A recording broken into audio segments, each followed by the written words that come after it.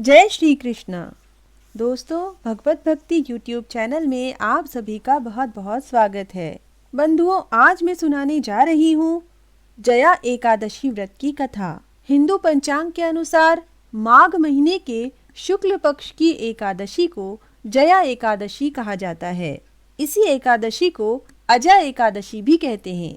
जया एकादशी को बहुत ही पुण्यदायी एकादशी माना जाता है। इस एकादशी का व्रत करने से सभी तरह के पापों से मुक्ति मिल जाती है। शास्त्रों के अनुसार इस एकादशी का व्रत करने से मनुष्य को भूत प्रेत पिशाच से मुक्ति मिल जाती है। मान्यता के अनुसार कोई भी भक्त जया एकादशी का व्रत पालन सच्ची श्रद्धा के साथ करता है तो उसे पुण्य की प्राप्ति होती है और सभी दोषों से मुक्ति मिल जाती है। सब पापों और पिशाच योनि को नष्ट करने वाली इस एकादशी की कथा अब हम प्रारंभ करते हैं।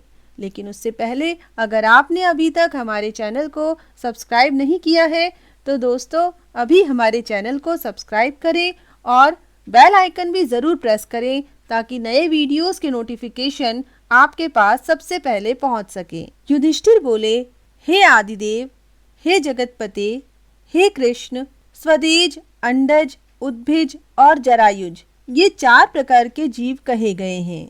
उनके पैदा करने वाले, पालन करने वाले और नाश करने वाले आप ही हैं। माघ कृष्ण पक्ष की जो षटतिला एकादशी है वह आपने अच्छी तरह वर्णन की। अब कृपा करके माघ शुक्ला एकादशी का वर्णन कीजिए। उसका क्या नाम है और विधि क्या है? उसमें किस देवता का पूजन किया जाता है? श्री कृष्ण भगवान बोले, हे राजेंद्र, माघ शुक्ल पक्ष में जया नाम की एकादशी प्रसिद्ध है। वह सब पापों को दूर करने वाली है, उसे मैं कहूँगा। यह पवित्र एकादशी सब पापों और पिशाच योनि को नष्ट करने वाली है। इसका व्रत करने से मनुष्य को प्रेत योनि नहीं मिलती। हे राजन, इससे बढ़कर पापों को दूर करने वाली और मोक्षदायक कोई दूसरी तिथि नहीं है, इसलिए यत्न पूर्वक इसका व्रत करना चाहिए। हे राज शार्दूल, इसकी सुंदर कथा जो पुराणों में कही गई है उसे सुनिए। मैंने पद्म पुराण में इसकी महिमा का वर्णन किया है। एक समय इंद्र स्वर्गलोक में राज्य कर रहे थे।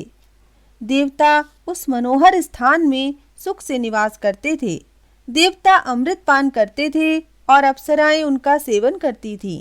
वहां कल्प वृक्षों से सुशोभित नंदन नाम का वन था। यहाँ अप्सराओं के साथ देवता क्रीड़ा करते थे। हे नृप, एक समय इंद्र भी अपनी इच्छा से विहार करने लगा। एक समय इंद्र ने बहुत प्रसन्नता से 50 करोड़ नायिकाओं से नृत्य कराया। गंधर्व गान करने लगे। वहां पुष्पदंत नाम का गंधर्व गान कर रहा था। चित्रसेन नाम का गंधर्व, उसकी पुत्री मालिनी और चित्रसेन की स्त्री वहां आई। मालिनी का पुष्पवान नाम का पुत्र और पुष्पवान का माल्यवान नाम का पुत्र हुआ। पुत्रवती नाम की गंधर्वी माल्यवान गंधर्व पर मोहित हो गई। कामदेव के पैने वाणों से उसका शरीर घायल हो गया। उसने अपने सुंदरता से युक्त स्वरूप तथा भाव और कटाक्ष से माल्यवान को वश में कर लिया। उसके रूप को सुनो। उसकी भुजा तो मानो कामदेव ने बले की फांसी बनाई है। चंद्रमा के समान मुख है और नेत्र कान तक लंबे थे। हे नृपोत्तम, कानों में कुंडल शोभा दे रहे थे। वह सुंदर आभूषणों से सुशोभित थी। शंख के समान उसका कंठ था। कठोर और ऊंचे स्तन थे। मुट्ठी के प्रमाण की पतली कमर थी। बड़े नितंब और जांघ लंबी थी। लाल कमल के समान शोभायमान चरण थे। ऐसी पुष्पवती पर माल्यवान भी मोहित हो गया। इंद्र के प्रसन्न करने के लिए नृत्य के लिए वे दोनों आए। अप्सराओं के साथ गान करने लगे। मोहित होने से उनका चित्त डावाडोल हो गया। इससे शुद्ध गायन नहीं कर सके। परस्पर दोनों की दृष्टि बंध गई। इस प्रकार दोनों कामदेव के वशीभूत हो गए। ताल और राग की गति बिगड़ने से इंद्र उन दोनों के मन की बात जान गया। तब इंद्र ने अपमान समझ कुपित होकर उन दोनों को श्राप दे दिया। मेरी आज्ञा भंग करने वाले मूर्ख पापियों, तुमको धिक्कार है, तुम दोनों पिशाच रूप हो जाओ। मनुष्यों के लोक में जाकर अपने कर्म का फल भोगो। इस प्रकार इंद्र के श्राप को पाकर वे दोनों बड़े दुखी हुए। इंद्र के श्राप से मोहित होकर वे दोनों हिमालय पर्वत पर पिशाच होकर बड़े दुखी हुए। पिशाच योनि से उन दोनों को बड़ा संताप और कष्ट हुआ। शाप से मोहित होने के कारण उनको गंध, रस और स्पर्श का ज्ञान नहीं होता था। शरीर में जलन होती थी और उससे शरीर पीड़ित होकर गिरा जाता था। नींद नहीं आती थी। उस गंभीर पर्वत पर भ्रमण करते हुए शीत से पीड़ित वे दोनों परस्पर वार्तालाप करने लगे। शीत के कारण दांत कटकटाने लगे और शरीर में रोमांच खड़े हो गए। पिशाच शीत से पीड़ित होकर अपनी स्त्री से बोला, हमने ऐसा कौन सा दुखदाई पाप किया है जिस दुष्कर्म से हम दोनों को पिशाच योनि प्राप्त हुई। मैं पिशाच योनि को कठोर और निंदित नरक समझता हूँ, इसलिए किसी प्रकार भी पाप नहीं करना चाहिए। इस प्रकार वे दुख से घबराकर चिंता करने लगे। दैव योग से माघ शुक्ला एकादशी आ गई। तिथियों में श्रेष्ठ जया नाम की प्रसिद्ध तिथि आ गई। उस दिन उन दोनों ने कुछ आहार नहीं किया। हे नृपते, उस दिन उन दोनों ने जल भी नहीं पिया, न जीव हिंसा की, न पत्ते और फल खाए। वे दोनों दुखी होकर पीपल के पेड़ के पास पड़े रहे। उसी तरह पड़े हुए उनको सूर्य अस्त हो गया। अत्यंत शीतकारिणी रात हो गई। जाड़े से कांपने लगे और जड़ सरीखे हो गए। शरीर और भुजाओं से परस्पर आलिंगन किए हुए पड़े रहे। न नींद आई, न सुख मिला, न मैथुन की इच्छा हुई। हे राजा शार्दुल, इस प्रकार इंद्र के श्राप से पीड़ित उन दोनों दुखियों की रात्रि बड़े कष्ट से व्यतीत हुई। परंतु स्त्री के व्रत और रात्रि में जागरण करने के कारण उन दोनों के व्रत के प्रभाव से जो फल मिला उसे सुनो। हे नृपते, जया एकादशी का व्रत करने से और विष्णु भगवान के प्रभाव से द्वादशी के दिन दोनों पिशाच योनि से छूट गए।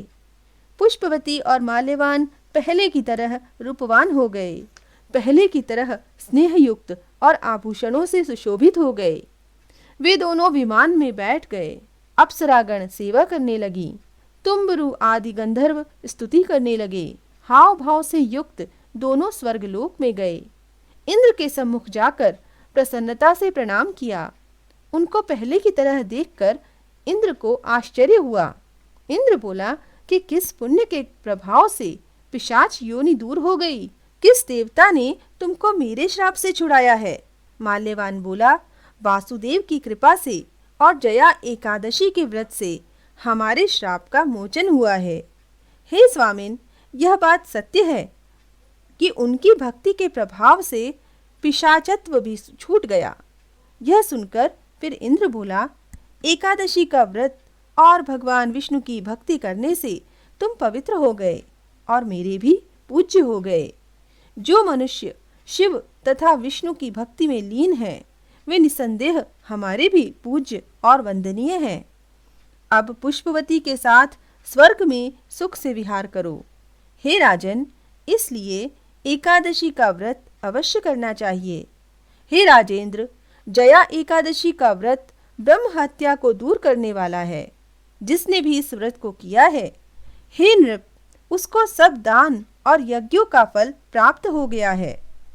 जिसने जया एकादशी का व्रत कर लिया, उसको सब तीर्थों के स्नान का फल मिलता है। जो कोई श्रद्धा और भक्ति से जया का व्रत करता है, वह करोड़ों कल्प तक बैकुंठ में आनंद करता है। इसके पाठ करने से और कथा सुनने से अग्निहोम यज्ञ का फल मिलता है। बोलो विष्णु भगवान की जय। बोलो माता लक्ष्मी की जय। ओम नमो भगवते वासुदेवाय। जय श्री कृष्ण।